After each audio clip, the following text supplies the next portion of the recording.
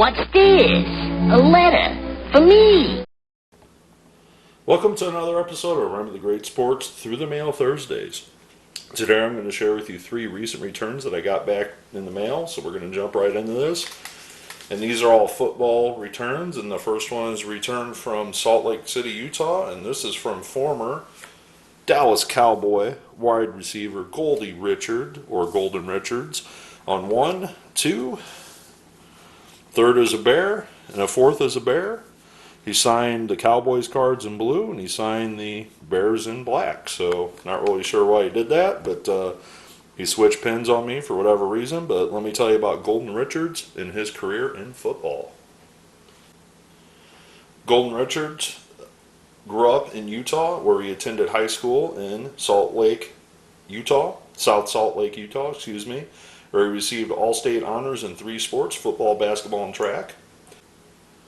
After being recruited by many Division I colleges, he landed on signing with Brigham Young University. From the start, he was the fastest player on the BYU team and wore number 22 in honor of wide receiver of the Dallas Cowboys, Bob Hayes.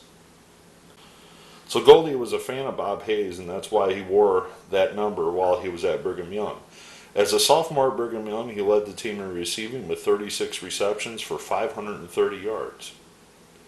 As a junior, he again led the team in receiving with 14 receptions for 287 yards. He also had 33 punt returns for 624 yards and 4 touchdowns, 23 kickoff returns as well. Despite having success at BYU, Goldie decided that he did not fit in with their structured offense that they were doing and decided to transfer to the University of Hawaii for the senior season. Not a bad place to transfer if you don't ask me. As a senior in Hawaii, he had 23 receptions for 414 yards and 5 touchdowns before a knee injury cut short his senior season. Richards was selected by the Dallas Cowboys in the second round, 46th overall in the 73 draft. As a rookie, he was the fastest player on the team and played mostly on special teams that year. In an NFC Championship game against the Vikings, he returned a punt for 63 yards for a touchdown. In 1974, he was named the starter at wide receiver over his child idol, Bob Hayes. So Goldie had a chance to play with the person that he admired the most on the Dallas Cowboys, and Bob Hayes, and eventually took his job. He was the team's long threat with receptions of 52, 58, and 46 and 43 yards, and had his best statistical year with 26 receptions that year for 467 yards. In his third year at the Cowboys, he had 21 receptions for 451 yards. In 1976, he had 19 receptions for 414 yards and 3 touchdowns, but he missed 3 games due to a hamstring injury. The next season was his 4th straight as a starter. However, he alternated with Butch Johnson and just recorded 17 receptions for 225 yards. At the end of the year, in Super Bowl 12 against the Broncos, he had his most notable career highlight, catching a 29-yard pass from fullback Robert Newhouse for the game-clinching touchdown to win the Super Bowl. In 1978, with the emergence of Tony Hill, he lost his starting position and was traded to the Chicago Bears in exchange for a 5th-round draft choice. He would finish out the year in 1978 with the Bears. Once he moved to the Bears in 1978, he had a career-high 27 receptions with the Bears. The next season, he played in only just 5 games before suffering an ear injury while blocking for Walter Payton. His contract was not renewed after he was placed on the injured reserve list for the Bears. In 1980, he signed as a free agent with the Broncos.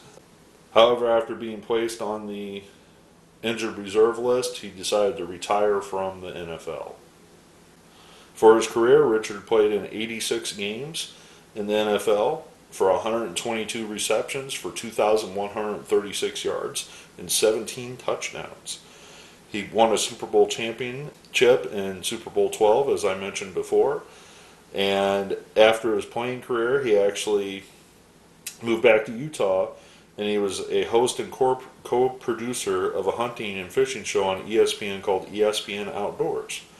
Another neat notable thing is he was mentioned in a couple episodes of the famous show King of the Hill, in the episodes of Beer Can Named Desire and Cops and Robert. So Goldie is not in the episode, but they mention his name in the episode.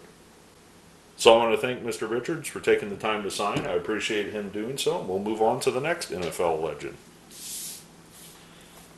All right, so this next person I'm going to profile, you're definitely going to recognize this person's last name. And this is a famous brother of a Hall of Fame football player. And this is postmarked from Mississippi from former Minnesota Viking Eddie Payton. On 2 cards is him as a Viking with his brother Walter. Obviously Walter's not going to be able to sign that. And also some other cards with him featured as a Detroit Lion. He decided to personalize the duplicate to me, which is fine. But he also signed, I don't know what this piece of paper is. It just looks like something that he pulled off of a notepad. He also signed and personalized a note to me, to Joel, thank you for being a fan. Eddie Payton, Vikings number 31. So he sent me this extra signed autograph, if you look at that way, and also personalized that 1 card to me. So let me tell you about Eddie Payton, and I'm going to tell you what Hall of Fame he's in. Eddie Payton is the older brother of Hall of Famer Walter Payton. Eddie played his high school football in Mississippi, and then later went to Jackson State University in Mississippi, where he went undrafted in 1973 after graduating from college. Eddie would sign with the Cleveland Browns in 1977. He would appear in just 2 games for the Browns that year before he was let go, and he signed for the remainder of the season in 1977 with the Lions. Primarily used as a kickoff and punt returner for the Lions that season, he would finish the year with the team. In 1978, he would sign with the Kansas City Chiefs and appear in 14 games doing the same thing for the Chiefs, doing their kickoff and punt returns. After the 78 season, he didn't have a job in the NFL, and he actually signed in 1979 to play in the CFL for the Toronto Argonauts. He appeared in just 2 games that year for Toronto, because in the next year, in 1980, he signed with the Minnesota Vikings. The Vikings made him their kickoff and punt return specialist, and he appeared in all 16 games that year in 1980, and followed that up in 1981 as well, appearing in all 16 games. In 1982, he appeared in just 9 games for the Vikings, and after that season, he was done in the NFL and the CFL. So I'm not really sure what he did after that last season in the NFL, but this is what happened after his football playing career. Eddie Payton became the head golf coach at his alma mater, Jackson State University. He coached both the men's and women's golf teams from 1986 to 2016. He was very successful as a coach at Jackson State, to 37 Southwestern Athletic Conference championships. His men's team won 23 conference titles and 8 national minority championships, and was the first head black coach to make his NCAA men's golf championships in 1995. He helped start the women's golf program in 1994, and from there he led the women's team to 14 SWAC titles as well. Eventually, Eddie would be elected to the Hall of Fame because of his contribution to golf in the NCAA. So Eddie Payton is also a Hall of Famer, just like his brother, just not in the sport that you would think that he would be a Hall of Famer in. So I want to thank Mr. Payton for signing. We'll move on to the final return. All right, this next one is postmarked from, actually it's not. It's one of those that doesn't have a postmark on it. But this is a return from Super Bowl great, Oakland Raider, Los Angeles Raiders legend, Rod Martin, on 2, 3, and 4 of 4 cards by this legendary Oakland Raider, Los Angeles Raider great, Rod Martin. So let me tell you about Rod Martin and his career in football. Martin attended high school in Los Angeles at the famed Hamilton High School, and he was a year ahead of future Hall of Fame quarterback Warren Moon, which I did a video on a little while back if you want to check that out. Up here in the corner, or linked at the end. From there, he signed to play college football at the University of Southern California, where he was a 1976 All Pac-10 selection. Prior to his USC commitment, he played at Los Angeles City College. Martin was drafted in the 1977 draft in the 12th round, pick number 317. So it's pretty amazing that this guy was that successful, being that late of a rounder. Martin was one of the top linebackers in the NFL during his 12 seasons and made the Pro Bowl twice during his career, in 1983 and 84. Selected 12th round of the 77 draft, Martin was initially 210 pounds, undersized for a linebacker and slow for a safety. But eventually he would bulk up to 220 to 225. In 1978, his second year, Martin started 8 games filling in at inside linebacker. By 1979, he settled in at the weak side linebacker spot, becoming a mainstay on the Raider defense, assisting the Silver and Black for 2 Super Bowl victories, both in 1980 and 83, and having an outstanding performance in each one of them. In one Super Bowl, Martin recorded a Super Bowl record of 3 interceptions in one game off of Ron Jaworski of the Philadelphia Eagles.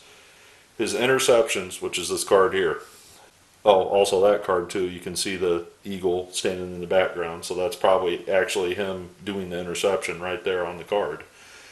His interceptions were not only a Super Bowl record, but they also tied linebacker Chuck Howley's record for career Super Bowl interceptions. Among these players, Martin is the only one to record all 3 of his interceptions in one game. Martin would appear in another Super Bowl as well with the Raiders, winning 2 Super Bowls in his career.